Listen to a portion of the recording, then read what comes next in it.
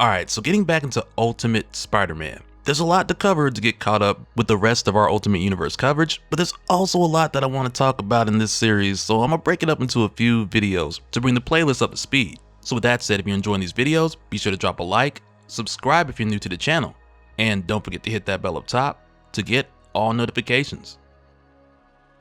Alright, so as a really quick recap to get back into this, back in issue 14, we saw Peter and Harry attempt to make their escape from the Savage Land with the help of Mole Man, after being held by Kraven for weeks because he wanted to live out the plot of a mid-90s movie starring Ice-T and Gary Busey called Surviving the Game, because it's not at all strange for a hunting enthusiast to want to chase down a human being every now and then. But like we saw, this led to Peter seeing Kraven kill Harry, who had become one of his closest friends at this point. So of course this led to Peter going off on Kraven and nearly beating him to death. But like we saw, Peter was stopped by Mysterio, who at first told Peter if he were to continue this and kill Kraven, then Mysterio would have to focus their attention on him. So instead of having the situation take that route, Mysterio encouraged Peter to take this opportunity, leave, and make sure his loved ones are safe. And again, this wasn't like Mysterio making a threat, but instead it's like with Kraven knowing Peter's true identity, Peter had no guarantee that MJ and the kids were safe. So he rushed home and did just that.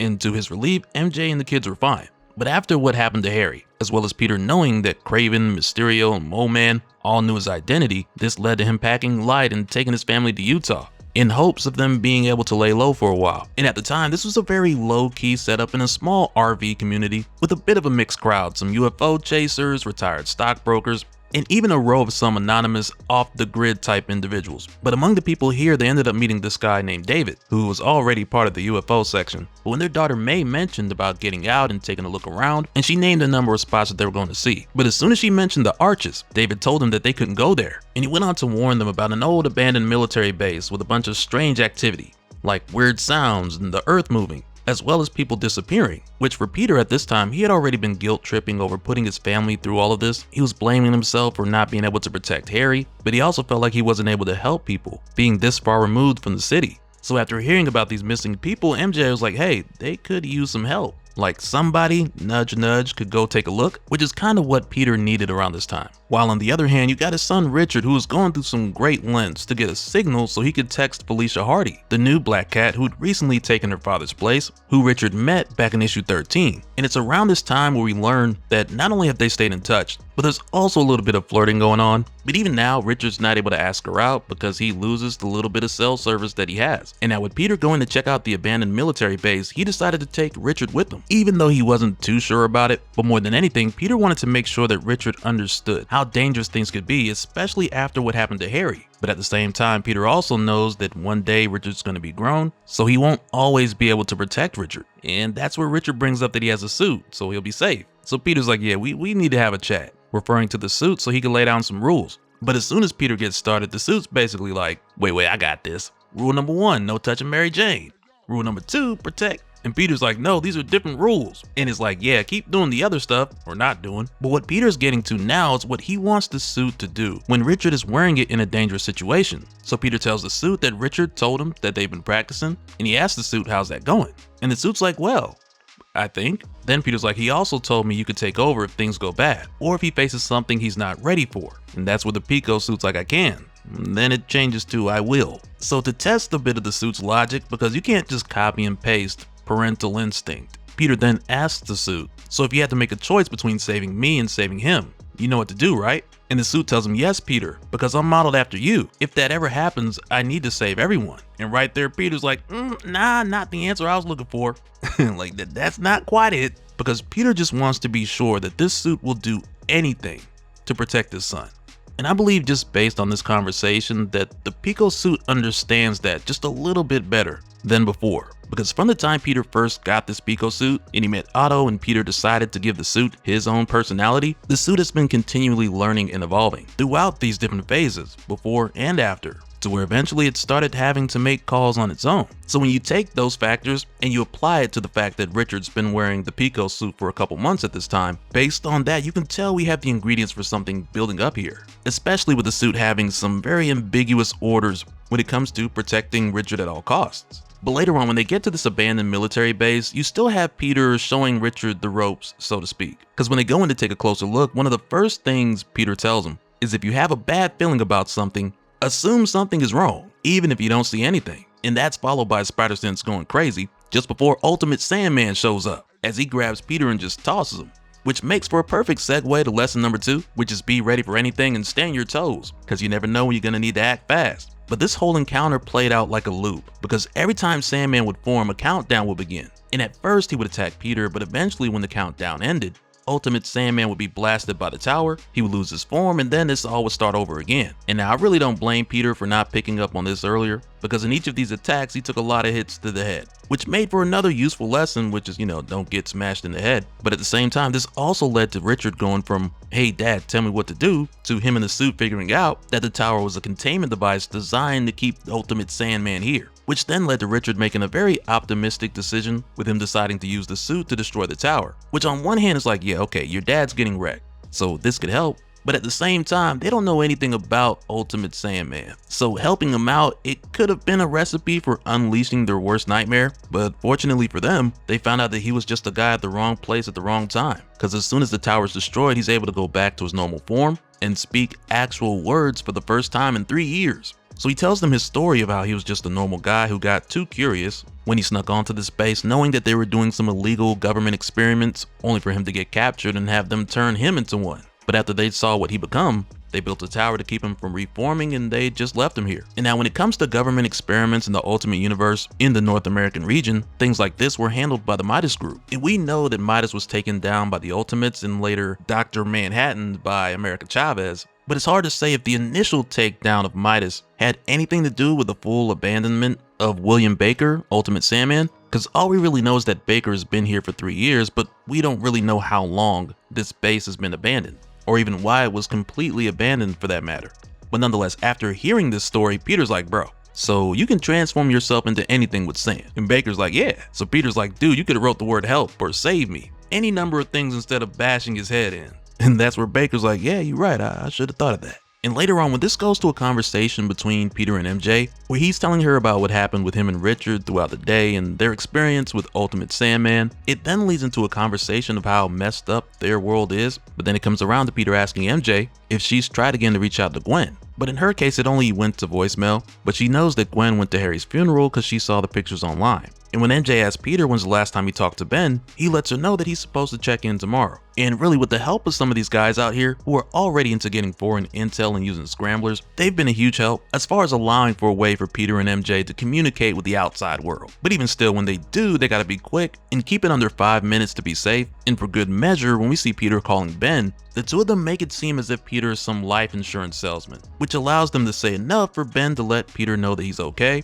within that allotted 5-minute call. But once they're off the phone, while we're here with Ben and Jonah, the two of them are paid a visit by Mr. Wesley and Wilson Fisk. And man, this conversation right here, it's a wild one, because for starters, Mr. Wesley just leads with saying, oh, well, maybe that insurance salesman knows something you don't, like something's about to happen to you, which leads to Jonah being like, oh no, I'm strong as a bull, and Ben being like, oh, I'm even stronger. So Mr. Wesley gets right to it by telling Ben and Jonah about how they've been digging up untruths about one of the great men of this city, which is referring to the stories that Ben and Jonah had published under the pretty obvious pseudo name of Ben Rowley that were focused on Wilson Fisk, which was bound to come back around to these guys, but they had no idea as far as when or how hard it was coming. But they knew it was going to be some pushback at some point. So eventually Jonah's like, hey, let's cut all the small talk, and he basically tells Fisk to stop pretending like he's some innocent guy being harmed by their reporting, as if they were the ones hurting people. And he's like, hey, if you're gonna lean on us to stop, then let's have it. And Fisk doesn't even turn around. He's just like, show them. So Mr. Wesley hands Ben an envelope, and he tells him tomorrow the Daily Bugle is running a story about the reckless owners/operators of the paper. I'm here on their behalf to see if you wanted to make a comment.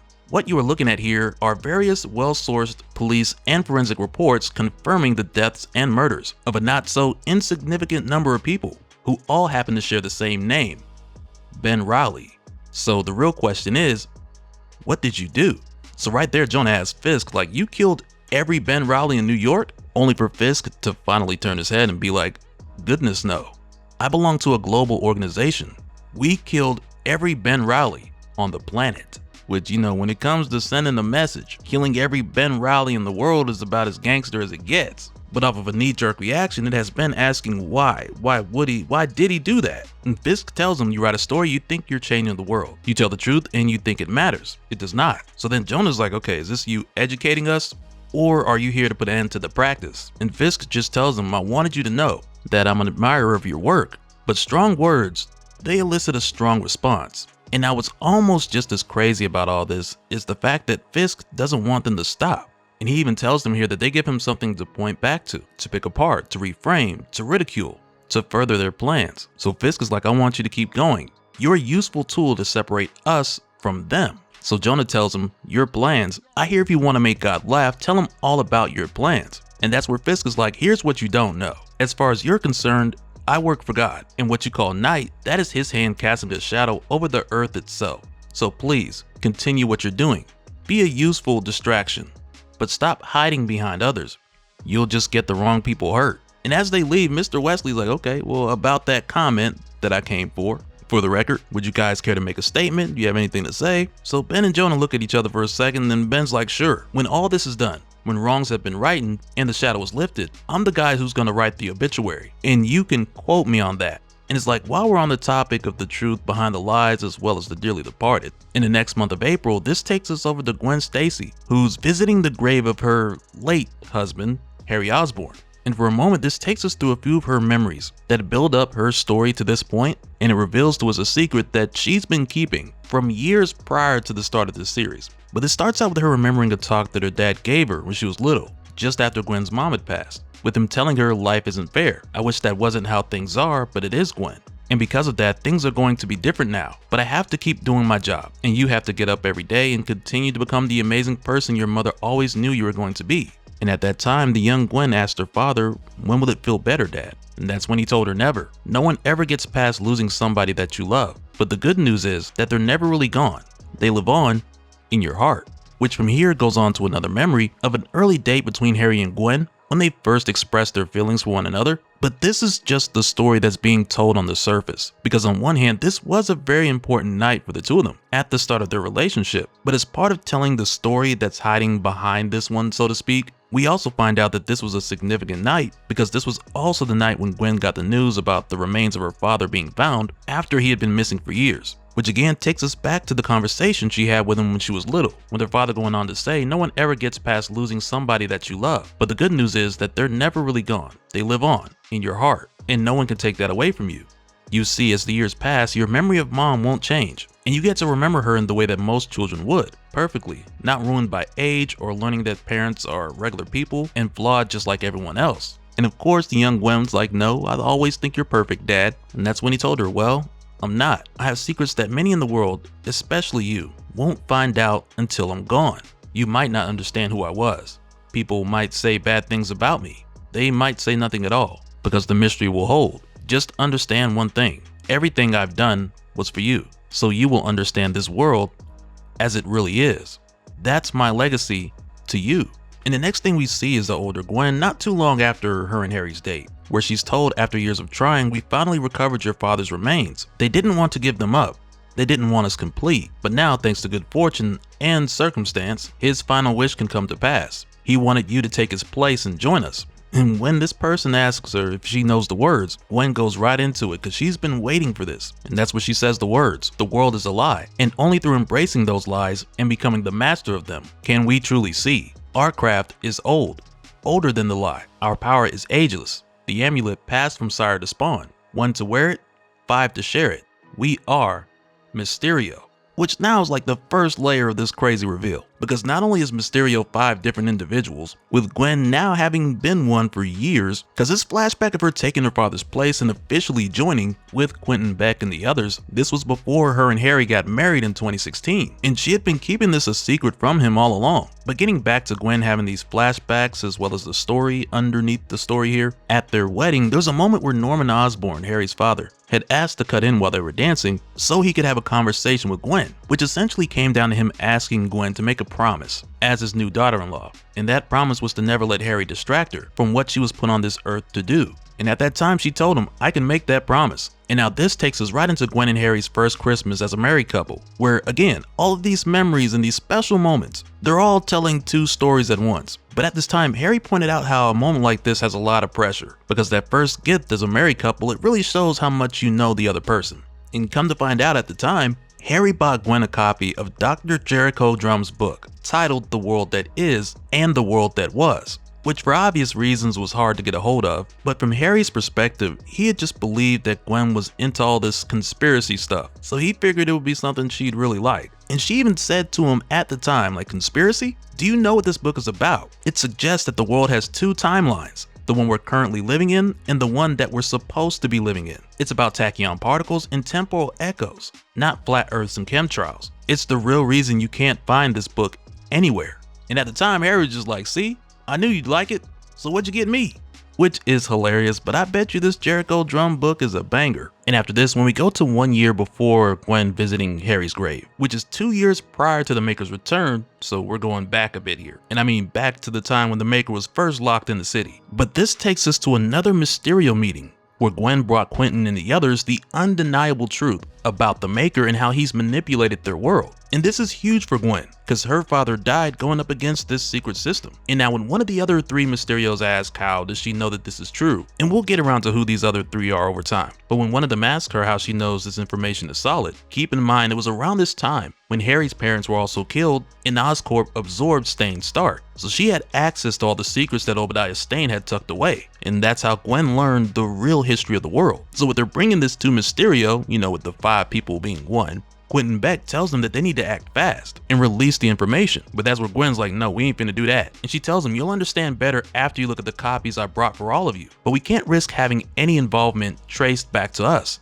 Acting fast is flying too close to the sun, and that's exactly what got my father killed. I think we need a better delivery system. And when the others ask her what should that be, she tells them that she just doesn't know yet, but she'll think of something. Which from here takes us to a flashback of the dinner date we saw between Gwen, Harry, Peter, and MJ that we covered a while back in a dedicated video. But the conversation hits very different now that we know more of the truth behind the lies, and since we know that this wasn't long after Gwen found out about the Maker, which further solidified the reason why she didn't want to bring children into this world, almost like Sophie from Expedition 33. But furthermore, with Gwen saying that she'd think of a way to get the truth out there without flying too close to the sun. This is why she told MJ that she wanted to get involved with Ben and Jonah and support their independent news outlet. And looking back, it also makes a lot of sense after learning Gwen's motivations. It makes more sense as to why she was pissed when they came after her. And I mean, at the time, most of this did lean towards their information on the Green Goblin, but just based on her motives for funding them in the bigger picture, she was paying them to sniff through all of it and get to the Maker, as opposed to just stopping at the acquisition and accusing Gwen of not only funding, but actually being the Green Goblin. But yeah, looking back at that double date, this lets us know why Gwen put up the money for the paper. And even looking forward a few months after that night, after Harry told Ben and Jonah that he was the Green Goblin, we're also shown here when Harry gave Ben and Jonah that flash drive with the information on the Maker. They became way more interested in that than they were in Green Goblin or Spider-Man, which is a benefit to Spider-Man, Green Goblin, and the Mysterios. But between Harry and Gwen,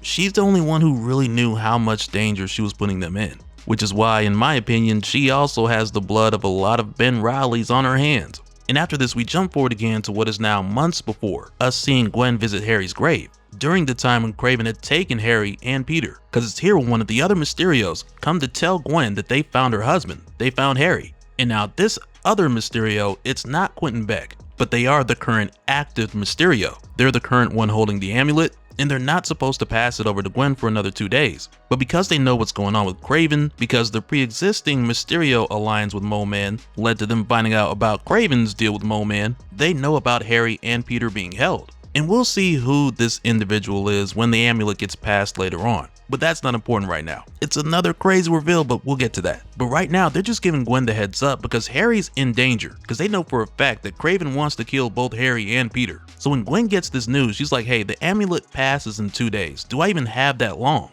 And that's when they tell her, I'll talk to our friend and buy some time. But before they leave, they're like, oh, one other thing.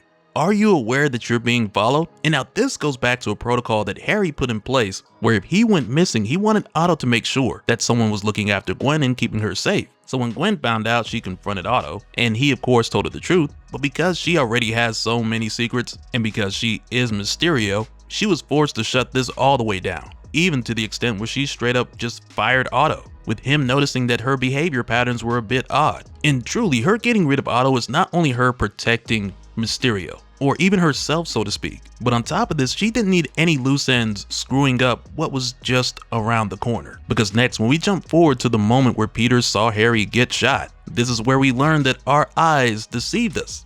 And you know what's funny, thinking back, way back to when we first covered this, I remember being like, okay, with Harry getting shot and Mysterio just being around, I was like, you know what? I don't know if I can trust any of this. And I remember a lot of you guys were in the comments back then felt the same way. And you know what? It's like now that we've circled around the Ultimates universe and came back to cover this, I finally get to say, man, this was handled so well. And I mean, like, is it surprising? Nah. But it's way better than just killing them off or just having some copy and paste Mysterio save Harry with subpar motivations. Because when Mysterio grabs Harry, they tell him don't speak, not a word, just watch. And they go on to continue the conversation with Peter, word for word, just how we saw in issue 14, where they told Peter to run home and try to save his family. But after Peter leaves, now that it's just Mysterio, Kraven, and Harry, now Kraven is like, what are you playing at, Mysterio? You dare come between me and my hunt.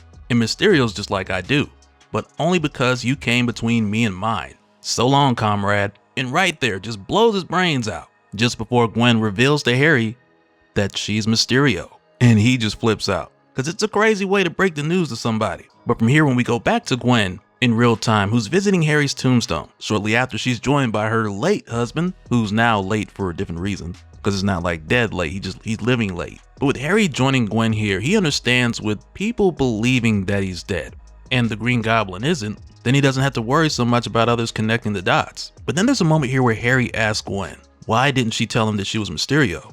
And she tells him, I was raised in this, and it's been a part of my life longer than you have. I thought I could keep it separate. I thought I could have both. And that's when Harry tells her, not if you keep lying. No way.